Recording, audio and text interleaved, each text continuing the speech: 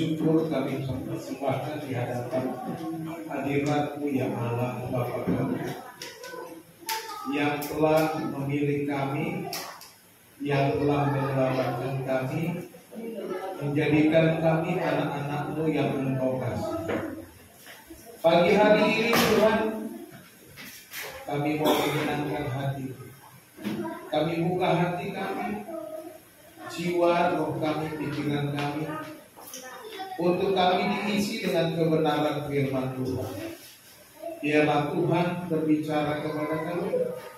Roh Kudus bekerja, memberikan pengertian dan hikmat kepada kami, sehingga firman Tuhan yang kami dengar tidak pernah kembali dengan sia-sia. Berbicaralah kepada kami ya Bapa, kami siap menerima firman. Di dalam nama Tuhan Yesus kami berdoa. Haleluya. Amin. Salam semuanya. Salam. Puji nama Tuhan. Baik Bapak Ibu Saudara dikasih Tuhan,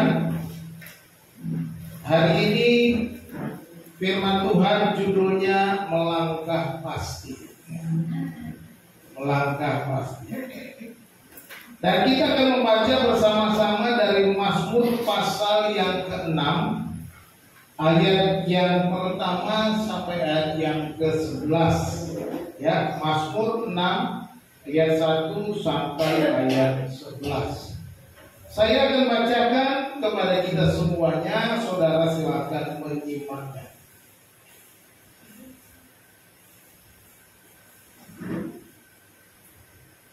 Untuk pemimpin biduan dengan permainan kecapi menurut lagu yang ke-8 Mazmur Daud. Ya Tuhan, janganlah menghukum aku dalam murka-Mu, dan janganlah menghajar aku dalam kepanasan amarah-Mu. Kasihanilah aku Tuhan, sebab aku merana. Sembuhkanlah aku Tuhan, sebab tulang-tulangku gemetar dan jiwaku pun sangat terkejut. Tetapi Engkau Tuhan, berapa lama lagi? Kembalilah pula Tuhan, luputkanlah jiwaku, selamatkanlah aku oleh karena kasih setia-Mu. Sebab di dalam maut tidaklah orang ingat kepadamu. Siapakah yang akan bersyukur kepadamu di dalam dunia orang mati? Lesu aku karena mengeluh. Setiap malam aku menggenangi tempat tidurku dengan air mataku. Aku membanjiri ranjangku. Mataku mengidap karena sakit hati, rabun karena semua lawanku. Menjauhlah daripadaku kamu sekalian yang melakukan kejahatan, sebab Tuhan telah mendengar tangisku. Tuhan telah mendengar permohonanku. Tuhan menerima doaku. Semua musuhku mendapat malu dan sangat terkejut. Mereka mundur dan mendapat malu dalam sekejap mata. Amin. Demikian firman Tuhan. Bapak Ibu Saudara yang dikasihi Tuhan, saya mendengar sebuah kisah dari seorang pelari.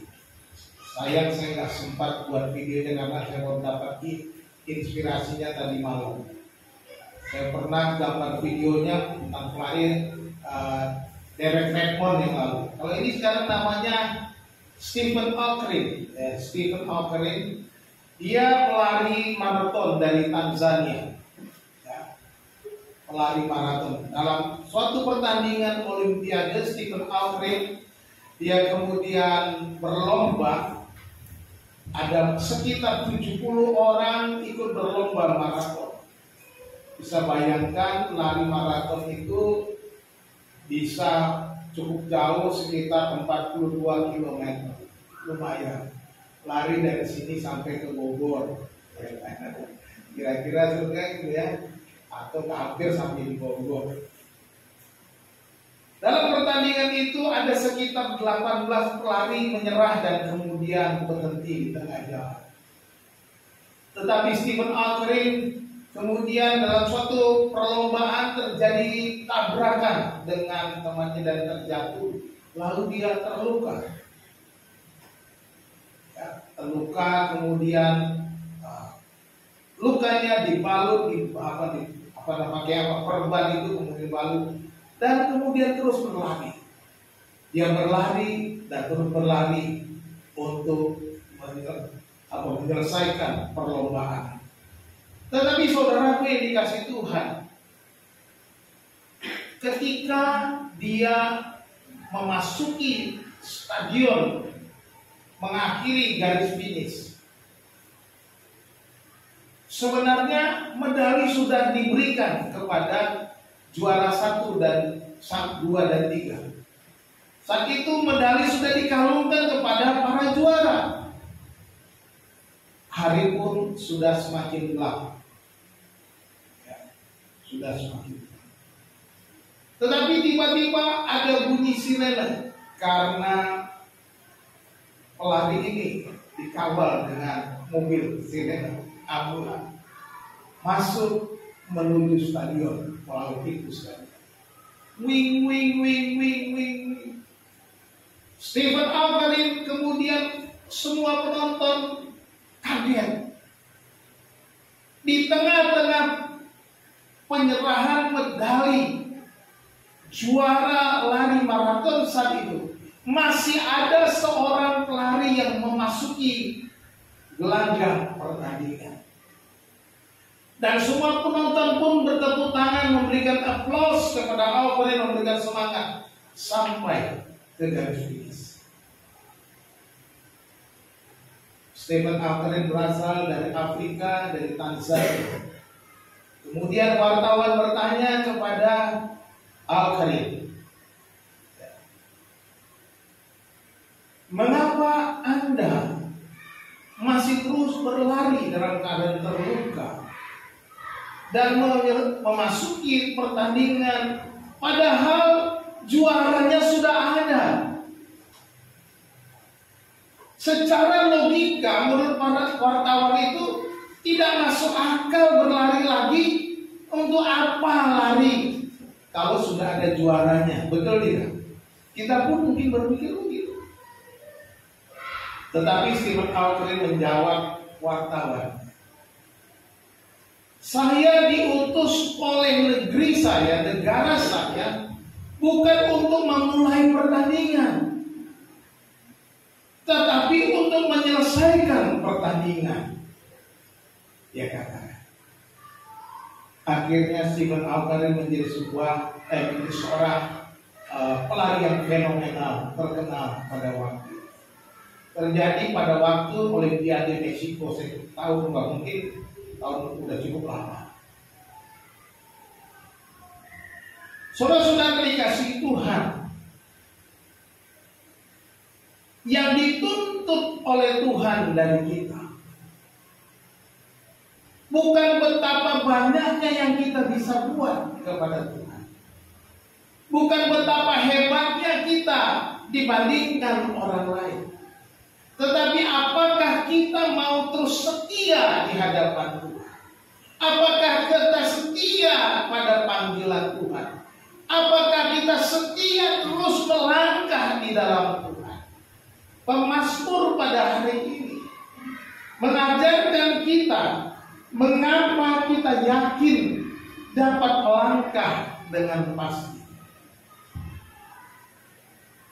Hari ini ada peneduhan pernikahan. Kalau nikahnya pertama kali pemberkatan pernikahan, mungkin ini contoh juga ya. Ini adalah langkah baru start, baru mulai. Tetapi kita dituntut untuk setia menyelesaikan sampai ke garis akhir. Demikian kita semua, kita harus setia sampai ke garis akhir, menyelesaikan pertandingan yang diwajibkan bagi kita, yang ditentukan bagi kita sebagai orang percaya di dalam keluarga, dalam kehidupan kita sehari-hari. Kita harus siap. Kita belajar ada 3 hal yang diajarkan mengapa kita berani dan terus bisa melangkah dengan pasti. Yang pertama, kita belajar bahwa Tuhan sudah mengampuni kita. Amin. Kita berani melangkah dengan pasti karena Tuhan mengampuni. Haleluya. Ini suatu hal yang luar biasa. Ayat 1 sampai ayat 4 bilang begini. Mulai saya baca ayat 2 saja. Ya Tuhan, janganlah menghukum aku dalam murka-Mu dan janganlah menghajar aku dalam kepanasan amarah-Mu. Kasihanilah aku Tuhan sebab aku merana.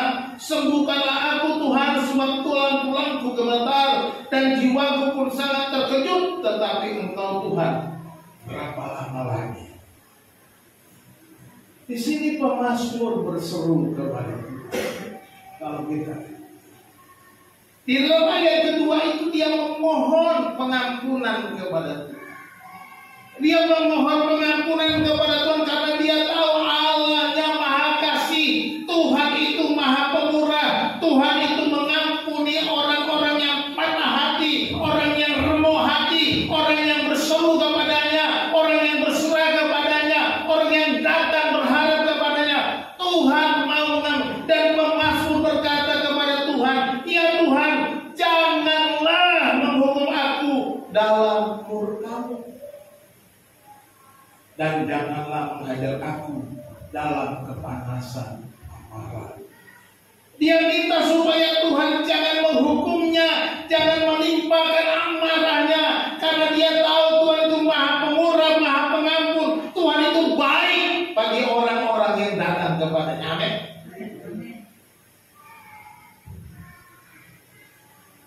Pemazmur mengerti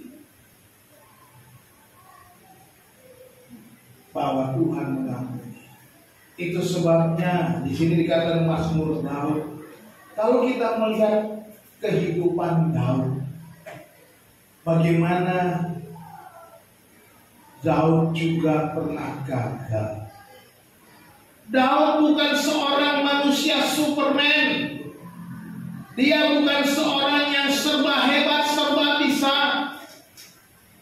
Daud pernah gagal. Daud pernah kalah.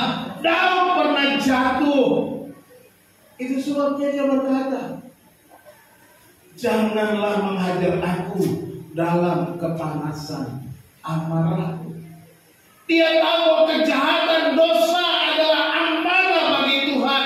Oleh sebab itu saudaraku dikasihi Tuhan, kita yang jatuh ke dalam dosa, kita yang hidup di dalam dosa, mintalah pengampunan kepada kita, bisa melangkah dengan pasti sebab Tuhan mengampuni kita. Kalau Tuhan menimpakan amarahnya kepada kita, siapa yang bisa luput dari amarah Tuhan? Tak ada.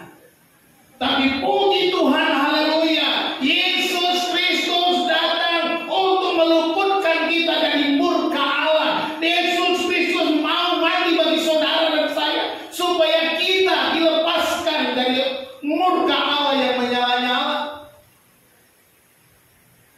Langkah dengan pasti karena Tuhan mengampuni. Ayat ketiga kemudian pemazmur memohon belas kasihan. Kasihanilah aku Tuhan, sebab aku merana. Sembuhkanlah aku Tuhan, sebab tulang-tulangku gemetar. Ya. Memohon belas kasihan. Kita patut bersyukur sebab Allah yang kita percaya adalah Allah yang penuh dengan belas kasihan. Allah yang telah menyerahkan anaknya sendiri untuk mati menggantikan kita.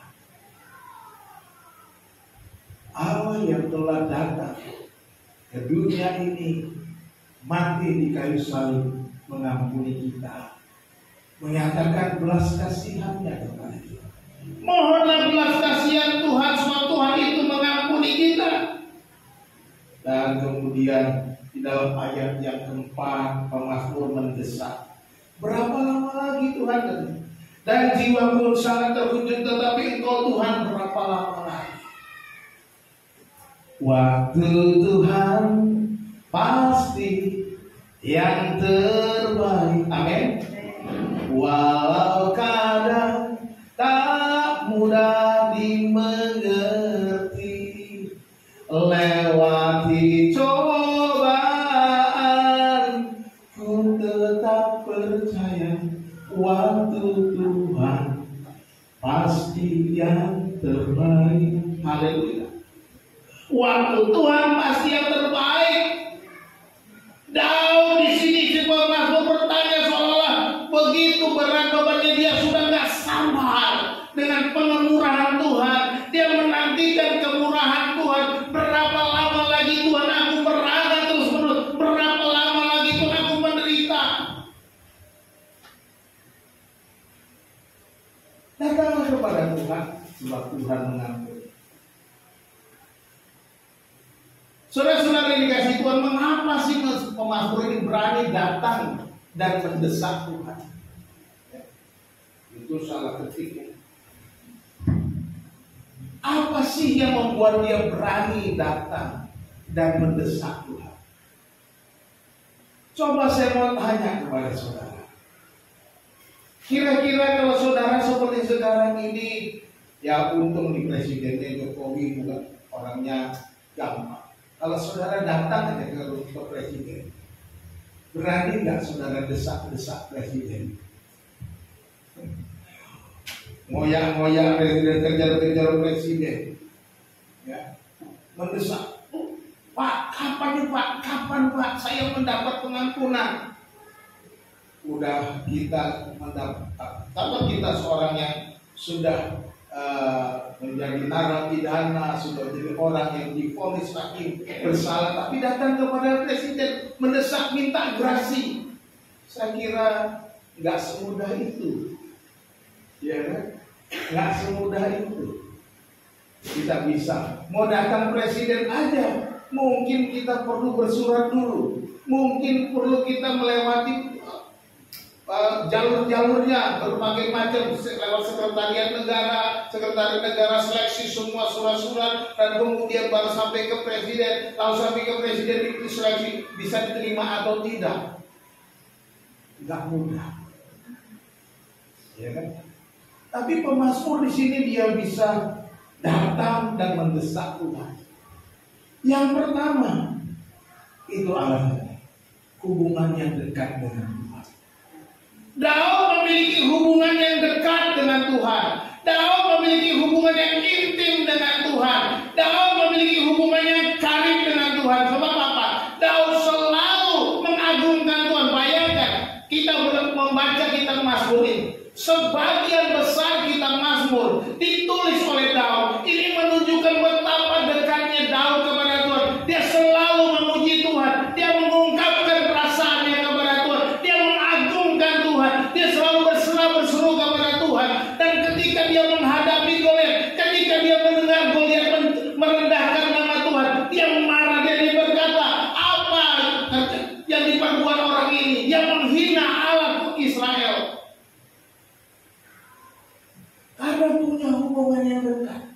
Walaupun dia hanya menggembalakan kambing domba ayahnya Isai di padang belantara, tetapi dia punya hubungan yang itu.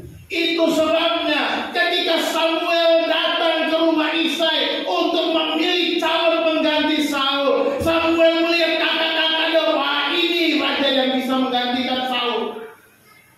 Semua kakak-kakaknya maju. Tuhan bilang bukan itu. Bukan. Ya. Samuel pun bilang kepada Isai, apa cuma ini anak-anakmu? Apakah tidak ada lagi? Oh, masih ada satu anak saya, tapi dia sedang menggembalakan kambing domba di padang. Panggil dia ke sini.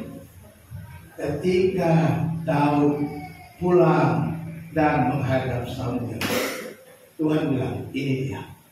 Sebab Tuhan tidak melihat dengan mata kita, dengan apa yang tampil, tetapi Tuhan melihat hati. Itu sebabnya saudara dikasih Tuhan. Daud punya hubungan yang dekat dengan Tuhan. Ketika dia menggabalkan domba, ketika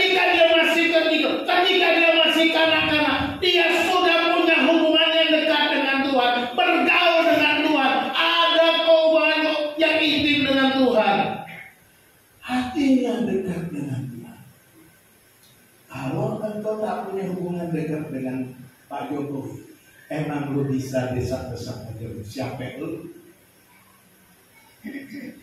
Hubungan dengan Tuhan penting. Kalau kita tidak punya hubungan dekat dengan Tuhan, kita tentunya takut bertemu Tuhan. Ya. Tapi puji Tuhan, Tuhan itu mengampuni. Sekalipun engkau selama ini tidak dekat dengan Tuhan, hari ini saya mau katakan, datang kepada Dia, miliki hubungan yang baru dengan Tuhan, miliki hubungan yang baru dan lebih intim dengan Tuhan, bersekutu dengan Tuhan, berdoa dengan Tuhan, baca firman-Nya, puji Dia, muliakan Dia, agungkan Dia. Ini yang harus kita buat. Ya. Dengan demikian Tuhan mengampuni. Yang kedua, pengenalan akan Tuhan yang benar. Ini penting. Daud mengenal siapa Tuhan.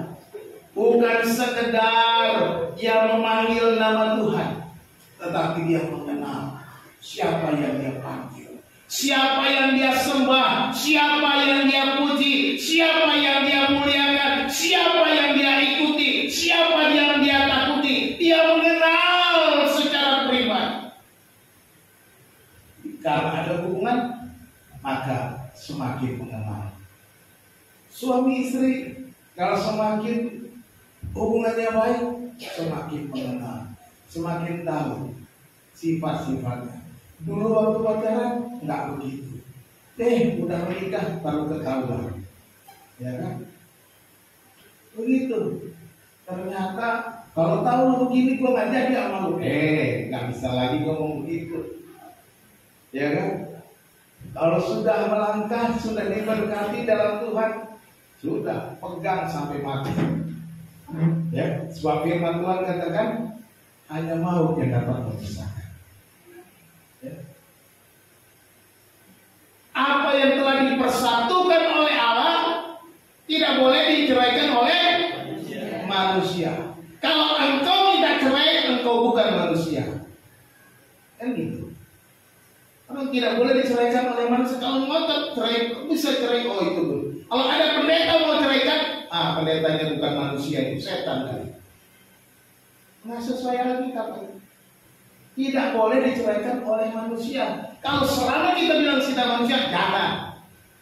Kalau masih nyadar bahwa kita manusia, jangan cerai. Kan gitu. Hubungan pengenalan akan Tuhan. Apakah engkau mengenal Tuhan yang engkau sembah? Apakah engkau mengenal Tuhan yang engkau puja-puji itu? Atau cuma sekedar di bibir? Atau sekedar ucapan? Ini penting. Karena dia tahu Tuhan itu penuh kasih, penuh pengampunan. Maka Daud berani mendesak. Sekarang kita tahu Tuhan itu penuh kasih, maha kasih, penuh belas kasihan. Maka kita juga berani melangkah dengan pasti. Karena dia mengampuni kita. Amin. Yang ketiga alasannya adalah dia percaya sepenuh iman akan Tuhan. Dia bukan hanya mengenal Tuhan, dia bukan hanya punya hubungan dengan Tuhan, tetapi dia percaya penuh, imannya penuh, tidak setengah-tengah. Ya, ikut Tuhan bukan setengah-setengah. Ya, ikut Tuhan sepenuh iman, tidak ragu, tidak goyah, tidak mau belok kiri, belok kanan. Kalau aku ikut Tuhan, apapun kata dunia, aku ikut Tuhan. Walaupun dibujuk rayu oleh dunia, ditawarkan segala macam kemegahannya, aku ikut Tuhan. Itu aja. Itu orang yang punya iman. Demikian Daud juga. Dia orang yang penuh iman, ikut Tuhan. Dia percaya penuh kepada Tuhan. Makanya dia berani minta, dia berani desakan Tuhan, berapa lama lagi. Nah, kita juga bisa desak Tuhan.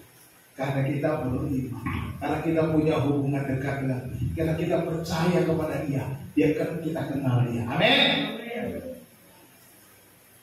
Saudara, Ada banyak janji pengampunan yang Tuhan berikan di dalam Alkitab kita. Di sini ada banyak. Oleh sebab itu, saudara dikasih Tuhan, mari, apapun keadaanmu, datanglah memohon pengampunan kepada Tuhan. Pak, dosa saya terlalu berat. Pak, dosa saya terlalu besar. Tak bisa saya ungkapkan lagi, Pak. Apakah Tuhan mengampuni saya, Pak? Saya mau katakan kabar gembira kepada kita hari ini, bahwa Tuhan mengampuni seberapa besar, seberapa banyak dosamu. Sebab semua itu sudah lunas dibayar di atas kayu salib. Amin. Semuanya sudah lunas dibayar. Tinggal engkau saja datang berlutut mengakui di hadapan Tuhan, menyerahkan hidupmu kepada Tuhan. Seperti seorang perempuan yang kedapatan berdosa, berzina. Kemudian orang-orang Israel, orang-orang Yahudi, bahkan pemimpin-pemimpin agama datang membawanya kepada Yesus. Orang ini kedapatan berzina, apa yang harus diperbuat? Mereka tahu sebenarnya orang yang berzina kedapatan berzina, mereka harus dirajam, dilempari sampai mati. Ya. Tapi para ahli Taurat, para ahli agama sedang menjebak Yesus. Apa yang Yesus buat? Dia menulis di tanah sambil semua orang mungkin teriak-teriak, ayo, apa yang kau perbuat? Yesus, coba, ini dia sudah benar-benar terbukti perbuatannya. Kami semua sudah. Yesus asik menulis di tanah. Kira-kira Yesus nulis apa sih? Kalau saya lihat Yesus nulis di tanah, saya teringat ketika Tuhan menulis hukum Tuhan di atas blok batu kepada Musa. Dan situ Yesus bilang, ingat apa? Akulah Tuhan Allahmu. Jangan ada padamu Allah lain di hadapan. Terus. Akhirnya, jangan membunuh, jangan berzina, jangan mencuri. Sampai begitu. Dituliskan semuanya. Kira-kira itu tafsirnya saja.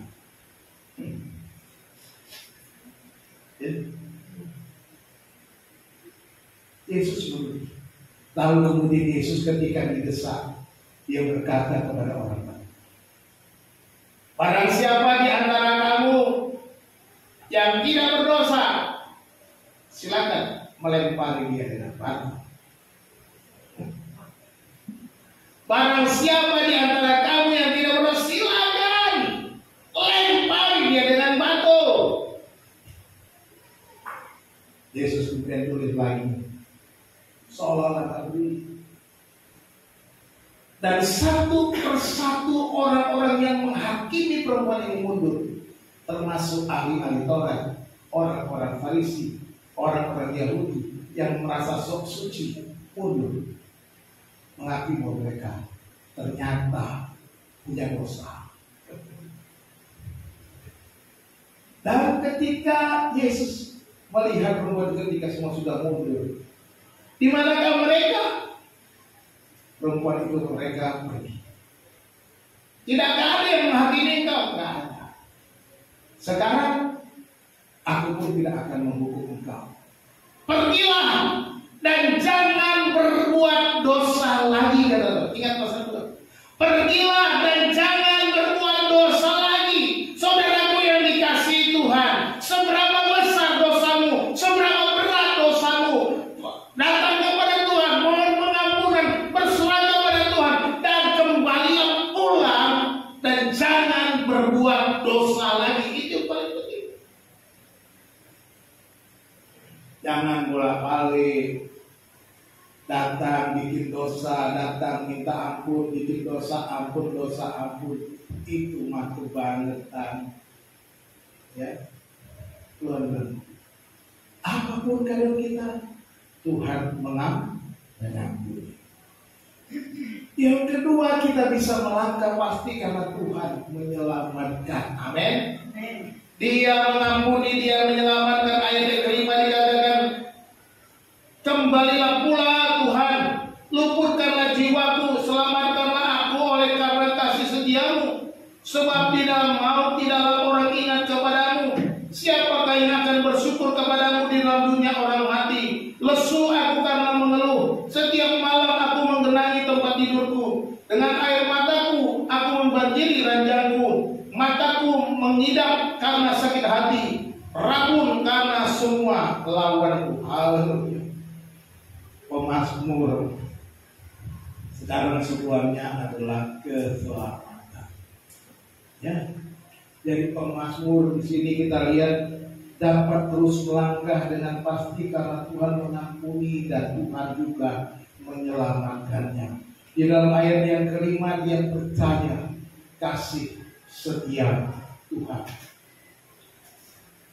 Pemazmur percaya kasih setia Tuhan dikatakan, kembalilah pula Tuhan lupakanlah selamatkan aku oleh karena kasih setiamu. Dia tahu hanya karena kasih setia, oleh karena anugerah, oleh karena kasih Allah, maka dia bisa mendapatkan keselamatan. Kalau bukan karena anugerah, tidak ada keselamatan. Kasih setia Tuhan, dia percaya Tuhan. Keselamatan diberikan kepada umatnya oleh karena kasih setia Tuhan. Keselamatan diberikan kepada kita karena kasih setia Tuhan. Kasih setia Tuhan itu tidak bisa dibatalkan oleh karena dia sudah berfirman. Apa yang difirmankannya tak mungkin dibatalkannya. Jadi Daud datang memohon keselamatan yang dari Tuhan.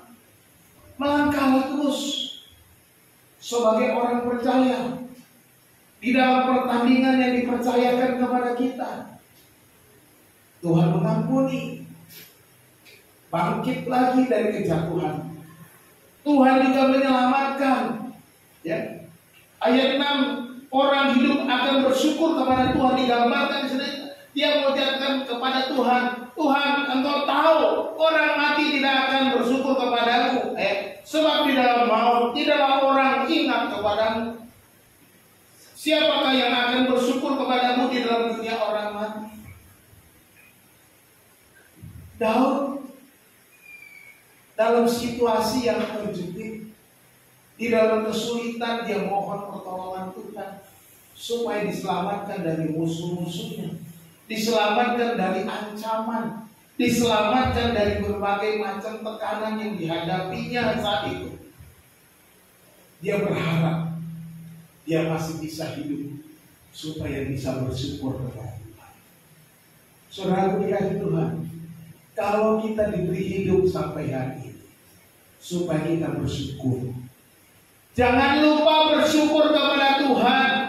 Jangan lupa bersyukur oleh karena saudara masih hidup, masih bernafas, masih bisa jalan, masih bisa melek, masih bisa melihat, masih bisa makan, minum. Bersyukur kepada Tuhan. Tahu kalau mengingatkan kita juga, dunia orang mati tidak bisa mengingat engkau. Dan siapa yang bisa bersyukur di dalam dunia orang mati? Nggak ada. Kita lah yang harus bersyukur kepada Tuhan. Oleh sebab itu Daud memohon pertolongan Tuhan. Dia mau selalu bersyukur kepada Tuhan. Dan kita sebagai orang-orang yang masih diberikan keluputan, diberikan keselamatan, diberikan pertolongan Tuhan, kita harus bersyukur. Hampir 3 tahun kita sudah melewati masa pandemi. Dan puji Tuhan, saudara yang ada pada saat ini, Tuhan sudah menyelamatkan, meluputkan saudara sehingga ada sampai saat ini. Ini artinya kita adalah orang-orang yang dipilih Tuhan untuk selalu bersyukur. Amin. Kita harus bersyukur. Jangan sampai lupa. Wah, saya kan selama ini bebas pandemi kan karena saya jaga diri, saya sudah vaksin 1, 2, 3, 4, 5, 6, nggak tahu saudara. Mungkin kita bilang begitu, hati-hati, jangan sombong. Ya.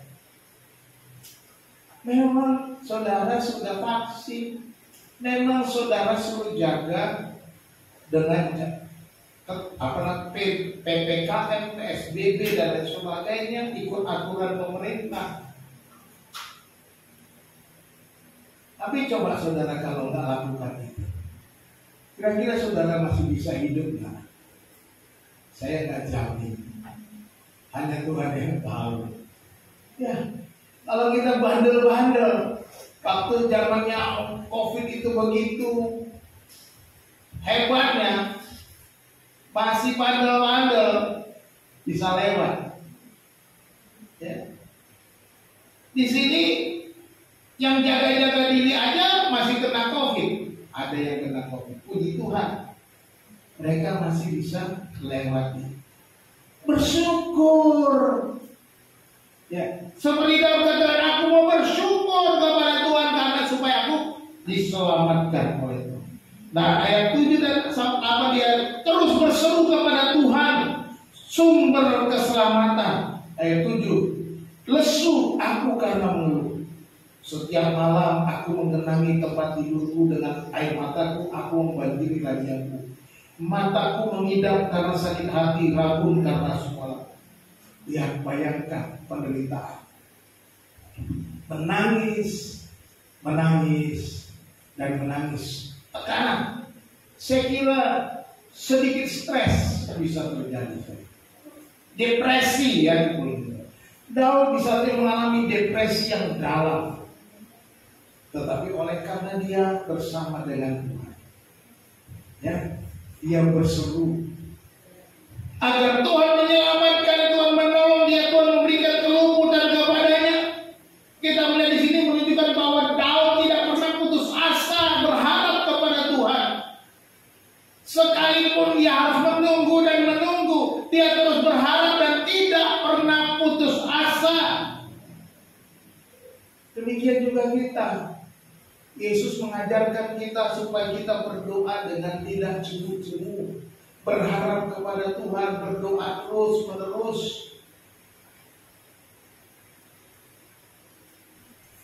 Jadi mari kita terus minta sama Tuhan.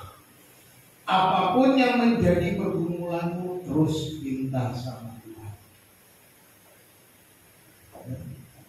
Kemarin hari Jumat ada yang minta doa. Doakan supaya saya bisa ngontrak lagi satu rumah. Doakan terus. Minta sama Tuhan. Buat Tuhan terlalu mudah. Minta sama Tuhan, berikan pertolongan Tuhan, desak Tuhan. Nggak apa-apa. Sebab kita adalah anaknya Tuhan. Amin. Coba pernah lihat nggak anak kecil kuning-kuning cuma minta permen? Pernah nggak? Kenapa dia? Itu kan dia desak mamanya atau papanya. Dia guling-guling nangis sesukanya. Ya cuma minta permen. Mamanya nggak mau kasih. Tapi dia desak. Karena dia anak. Coba anak tetangga guling-guling desak saudara bilang, emang lu apaan? Ya kan, kalau anak tetangga ya kita biarin, nggak mungkin kita didesak-desak anak tetangga. Pasti yang desak-desak saudara pasti anak sendiri, betul nggak? Iya, nggak mungkin anak tetangga yang desak kita, pasti anak kita sendiri. Jadi mari kita datang kepada Tuhan dengan penuh keyakinan, melangkah dengan pasti, sebab Tuhan itu menyelamatkan, menolong orang-orang yang mau berseru bergantung kepada Dia. Kita dipanggil untuk setia, bukan untuk letak berapa besar. Ya, kita memang melakukan yang terbaik buat Tuhan, tapi bukan itu ukurannya. Tapi apakah kita tetap udah ya? Ini angkanya salah. Harusnya 2 ya. Yang kita lihat, jadi jangan pernah putus asa berharap kepada Tuhan ya. Tuhan tidak saja menyelamatkan kita dari dosa, tetapi juga dari setiap persoalan kita. Ya. Tuhan bukan hanya menyelamatkan kita dari dosa. Yesus Kristus mati mengampuni dosa kita. Yes. Tetapi bukan sampai di situ, tapi juga menyelamatkan kita dari musuh-musuh kita, menyelamatkan kita dari celaka, menyelamatkan kita dari segala macam mara bahaya. Tuhan sanggup melakukannya. Itu sebabnya Daud datang kepada Tuhan. Dia berani melangkah, berjalan bersama Tuhan, karena Tuhan menyelamatkan. Yang ketiga, melangkah pasti karena Tuhan mendengar. Haleluya. Dia mengampuni, dia menyelamatkan, dan dia juga mendengar setiap doa kita. Ayat 9, menjauhlah daripadaku kamu sekalian yang melakukan kejahatan, sebab Tuhan telah mendengar tangisku. Tuhan telah mendengar permohonanku. Tuhan menerima doaku. Semua musuhku mendapat malu dan sangat terkejut, dan mereka mundur dan mendapat malu dalam sekejap mata. Jadi kita, Tuhan mendengar. Tetaplah melangkah pasti, sebab Tuhan mengampuni, Tuhan menyelamatkan, dan Tuhan mendengar doamu. Katakan amin. Persoalan pasti ada, rintangan pasti ada, kesulitan akan datang. Kemarin BBM baru naik, santai dulu. Saya mau katakan, dari zaman dulu BBM-nya naik kok. Zaman Soeharto sampai sekarang naik terus kok. Tapi ada yang keteteran enggak juga, santai aja. Semuanya mengalir.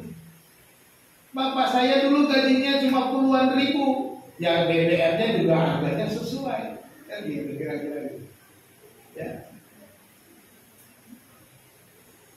Kesulitan pasti datang, tapi datanglah kepada Tuhan dalam doa-doa. Datanglah kepada Tuhan, serahkan diri dalam permohonan. Tuhan mendengar doa-doa. Seperti Daud, dalam kesulitannya dia datang. Tuhan sudah mendengar doaku. Ya.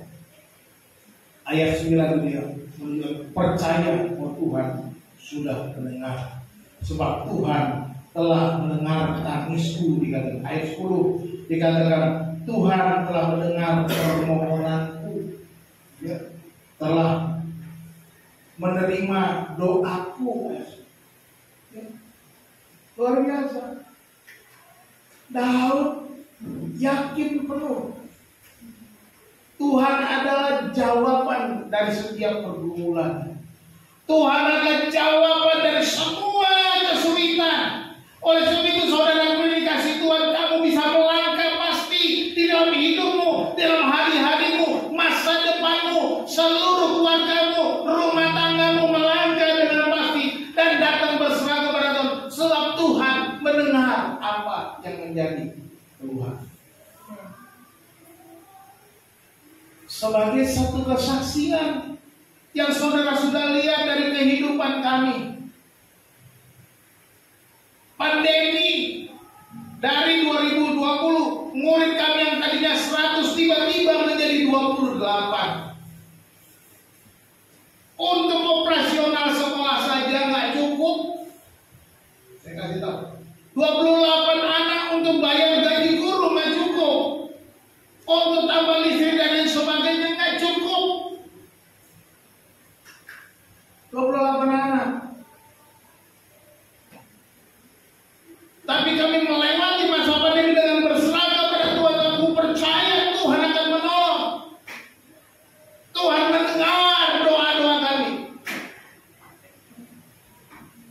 akhirnya bisa berjalan. Guru-guru masih bisa ngajar dengan setia sampai hari ini. 28 anak, Bapak Ibu. Anak kami masih bisa sekolah, masih saya bisa bayar SPP, masih bisa masuk sekolah swasta. Karena nggak bisa masuk negeri karena umurnya terlalu kemudahan. Bukan karena nggak pinter, ya, nilainya bagus, umurnya kurang, yaitu peraturan itu ya sudah diterima saja. Tapi Tuhan pelihara, Tuhan sediakan uang sekolah, Tuhan sediakan kami makan, Tuhan sediakan kami apa yang kami perlukan, Tuhan sediakan mencukupkan keperluan operasional sekolah. Ajaib. Jadi Tuhan adalah jawaban dari setiap kesulitan. Datang kepada Tuhan. Ya, Tuhan menerima doa. Tuhan mendengar doa-doa. Pemazmur yakin penuh kepada Tuhan yang tidak pernah menyia-nyiakan air mata yang tertumpah itu. Kalau perlu nangis sama Tuhan. Minta sama Tuhan seperti pemazmur. Air mataku menggenangi ranjangku, katanya. Di kasur yang basah, bukan ngompol. Air mata mengalir deras, berseru berharap kepada Tuhan. Saudaraku, saudara perlu menangis di hadapan Tuhan, minta kepada Tuhan apa yang menjadi keperluan. Ya kalau memang perlu nangis ya, jangan nangisnya pura-pura nangis. Taruh di situ, gitu. Itu namanya air mata buaya, pura-pura. Dari hati. Kalau kita ungkapkan dari hati, kalau mau nangis Pak, datang kepada Tuhan. Ya. Kalau saudara nggak biasa nangis ya nggak apa-apa, doa pun dengan kusuk sama Tuhan bisa sama. Ya. Yakin penuh air matamu tidak akan sia-sia. Orang-orang yang berharap kepada Tuhan, orang-orang yang bersandar kepada Tuhan, orang-orang yang datang kepada Tuhan dengan tidak jemu-jemu, Tuhan akan mendengarkan doamu. Amin. Yesus menceritakan perumpamaan lagi. Ada seorang hakim yang lalim di sebuah kota. Lalu ada seorang ibu, seorang miskin datang kepada hakim yang lalim itu. Bolak-balik menggedor-gedor pintunya. Pak Hakim, tolonglah, belalah aku. Hakim ini tidak peduli sebab dia tidak takut akan Tuhan, masa bodoh amat. Tapi perempuan ini terus-menerus berseru kepada hakim itu. Akhirnya hakim yang lalim itu pun bosan. Lalu dia bilang, daripada perempuan ini menyusahkan aku, lebih baik aku bela aku. Sudah itu dengan bisa tenang saya. Yesus bilang apa? Sampaikanlah apa yang dikatakan hakim itu. Bukankah Bapamu yang di sorga tidak akan pernah menunda-nunda apa yang akan dilakukannya? Haleluya. Bapamu bukan hakim yang lalim. Bapamu Bapa yang penuh kasih. Bapamu penuh belas kasihan. Dia mengampuni, Dia menyelamatkan, Dia mendengarkan doa-doamu. Jadi jangan jemu-jemu untuk berdoa, kata Tuhan. Jangan bosan-bosan untuk berdoa, sebab Tuhan akan. Tuhan memperhitungkan setiap tetesan air mata. Di dalam ayat yang ke-11 bahkan si pemazmur berkata, Tuhan memberikan kemenangan atas musuhnya. Semua musuhku mendapat malu dan sangat terkejut. Mereka mundur dan mendapat malu dalam sekejap mata. Karena Tuhan menolong. Ketika Tuhan datang berperang untuk kita, musuh-musuh kita akan mundur terkejut. Apa yang menjadi musuh kita? Pak, saya gak punya musuh. Hati-hati. Kalau kau bilang gak punya musuh, sebenarnya kau punya banyak musuh. Yang pertama saya ingatkan musuhmu yang paling penting. yaitu ketakutanmu, rasa khawatirmu.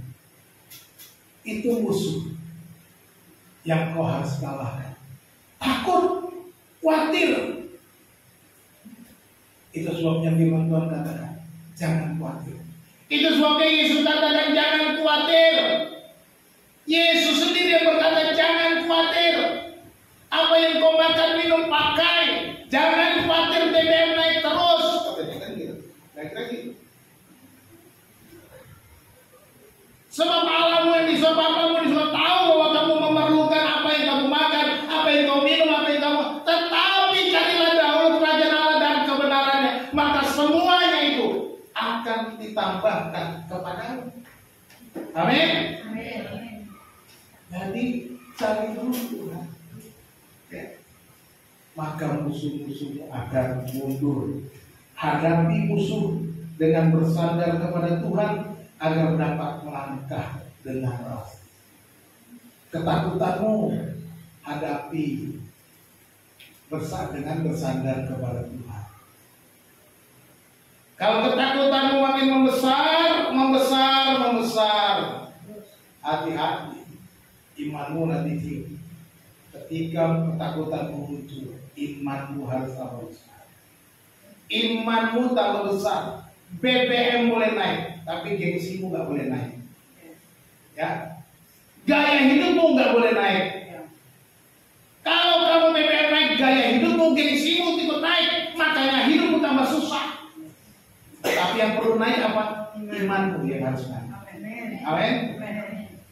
Ini harus dinaikkan. Jadi gaya hidup itu tidak penting. Saudara, dikasih Tuhan, orang-orang boleh beli pakaian bermerek-merek, macam-macam harganya puluhan juta, ratusan juta. Saudara jangan gengsi, aduh, dia pakainya begini, aku masa begini, nggak sesuai. Bodoh amat. Yang penting kan pakaian. Ya gitu. Orang mau pakai iPhone-nya gonta-ganti, baru keluar 11, 13, 15, 16, 17, 18, iPhone 100 muncul terus. Saudara mau gonta-ganti, Habislah. Karena gengsi. Jadi ingat baik-baik. Apapun masalahmu, ketakutanmu, hadapi dengan bersandar kepada Tuhan. Musuhmu yang paling utama, ketakutan, khawatir, gengsi, dirimu sendiri. 3 alasan kita melangkah dengan pasti. Yang pertama, Tuhan mengampuni. Oleh sebab itu saudara dikasih, milikilah hubungan dengan Tuhan dan datanglah kepadanya apapun masalahmu. Sejauh apapun engkau telah jatuh, tetaplah mohon pengampunan Tuhan. Datang kepada Tuhan. Tidak peduli engkau sudah begitu buruk, begitu kotor, tapi ketika engkau datang kepada Tuhan, jangan kembali ke kubangan, jangan kembali berbuat dosa. Yang kedua, Tuhan menyelamatkan. Percayalah dan berserulah kepada Tuhan dalam kesulitan dan masalah dengan tidak putus asa. Jangan putus asa. Terus datang minta keselamatan, pertolongan Tuhan. Yang ketiga, Tuhan mendengar doa. Berdoalah kepada Tuhan dengan tidak jemu-jemu, sampaikanlah segala isi hatimu kepada Tuhan, sebab Dia mendengar doa. Tuhan Yesus memberkati kita. Kita berdoa. Allah Bapa kami yang di surga, kami bersyukur kepada-Mu oleh karena kasih setiamu kepada kami. Kami boleh bersyukur oleh karena iman kami Engkau karuniakan kepada kami, sehingga kami dapat melangkah dengan pasti bersama-sama dengan Engkau, bersandar kepada-Mu. Kami bersyukur Tuhan mengampuni kami, Tuhan menyelamatkan kami, dan Tuhan mendengar doa-doa kami. Ini hidup kami Tuhan, kami berserah kepada-Mu. Bapa surgawi, hamba-Mu telah menyampaikan firman Tuhan. Biarlah Engkau yang terus memberitakannya, mengingatkannya dalam hati kami. Hambamu berhenti sampai di sini, tapi Roh Kudus jangan engkau berhenti mengingatkan kami. Terima kasih Bapak, kami mengucap syukur atas firman Tuhan di dalam nama Tuhan Yesus Kristus. Haleluya. Amin.